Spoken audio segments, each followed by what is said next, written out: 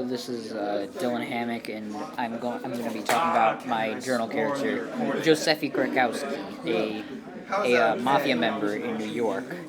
I specifically chose to be a mafia member because I thought it would be very interesting and cool to write about.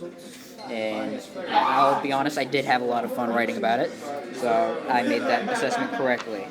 I did encounter a few problems with historical facts and writing a narrative, but I overcame them by thinking about Josephi as a real person and imagining what he would do in these kinds of situations and how he would overcome these situations himself. I really enjoyed writing a narrative. It was interesting to write like this because I've never really written with a strict narrative like this. Prompts I used were very interesting. I managed to weave it into the story expertly, at least in my opinion. But I personally believe that Josephi's story came together quite nicely in the end, and I will now be reading a chapter from, or not a chapter, an entry from his diary in which he met his wife. Or no, not when he met his wife.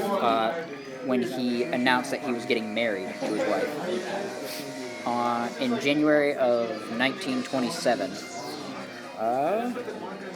Dear Diary, I met my hero today. Al Capone actually talked to me. I can't believe I got to talk to such a legendary figure in my profession.